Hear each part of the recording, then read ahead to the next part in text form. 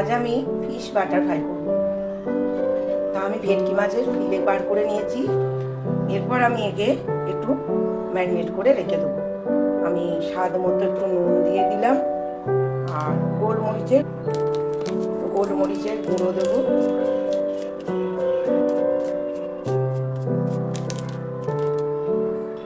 আর একটু পাতিলেবু রস দিয়ে একে ম্যারিনেট করে আমি এখন 10-15 মিনিটের মতো রাখছি। তারপরে কি করি দেখাচ্ছি।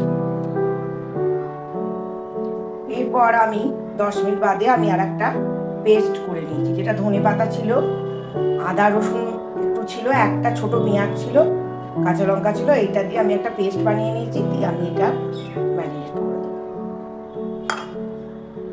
ভালো করে, সমস্ত মাছের গায়ে লাগিয়ে নেবো।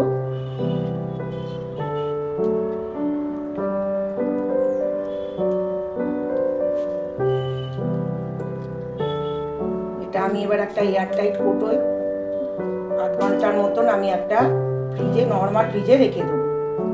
পরে আবার আমি ভাজবো, তখন দেখাবো। এখন আমি নর্মাল ফ্রিজে এটাকে 8 ঘন্টার মতো রেখে দিচ্ছি একটা এয়ারটাইট কৌটো। আমি এবার এই ফিশ বাটার ফ্রাইয়ের জন্য একটা ব্যাটার রেডি করে নেবো। তার জন্য আমি এলাম হাফ বাটি ময়দা নিয়েছি। এবার তোমাদের যেরকম মাছ থাকবে সেই বুঝে আন্দাজ করে নিও। আর এই আন্দাজ মতো আমি কর্নফ্লাওয়ার একটু 4 চামচ মতো কর্নফ্লাওয়ার দিয়ে দিচ্ছি,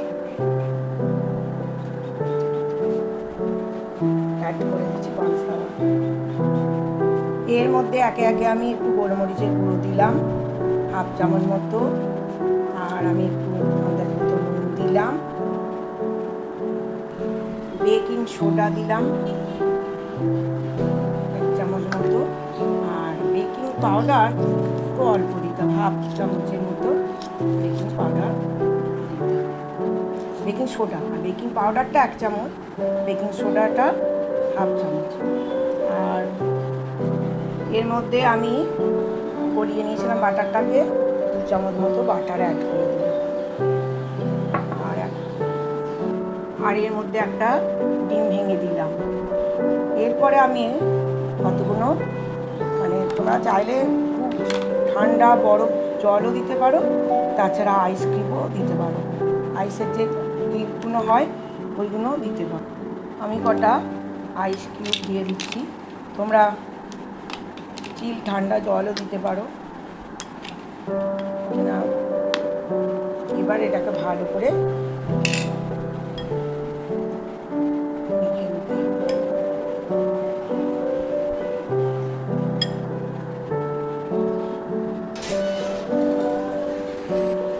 দেখো, এই বরফগুলো একটু মিশিয়ে যাওয়া অবধি আমি অপেক্ষা করব। একটু চাপা দিয়ে রেখে দেবো। বরফগুলো গলে একটু পাতলা হয়ে যাবে, একটু এটার জন্য অপেক্ষা করছি। একটু চাপা দিয়ে রেখে দেবো। দেখো 1 ঘন্টা হয়ে গেছে, আমি ফ্রিজ থেকে মাছগুলো বার করে এনেছি।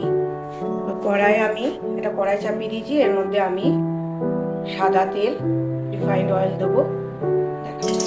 বেশ অনেকটা তেল দিয়ে দিয়েছি। তেলটা একটু ভালো করে তাপলে তারপরে আমি বাটার ফ্রাইগুলো ভাজবো। মাছগুলোকে আমি এই কাইটা থেকে একটু একটু চেঁচে এখানে সরিয়ে নিয়েছি। এবার আমি দেখবো তেলটা আমার হয়েছে কিনা।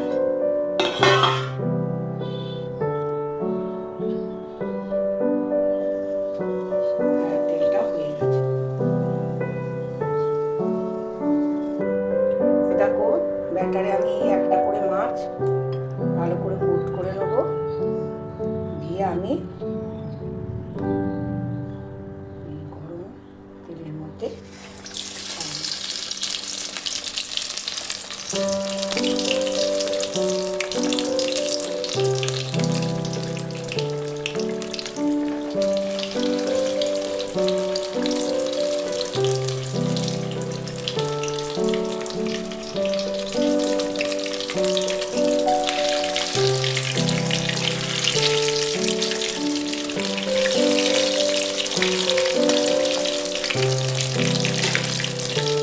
এরকম করে আমি প্রতিটা মাছগুলোকে ব্যাটারে দেবো, ভেজে দেবো, পরে দেখাচ্ছি সব।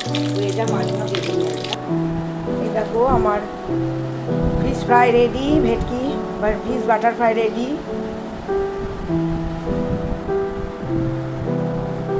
এবার তোমরা সস কাসুন্দি যার সাথে ইচ্ছে খেতে পারো।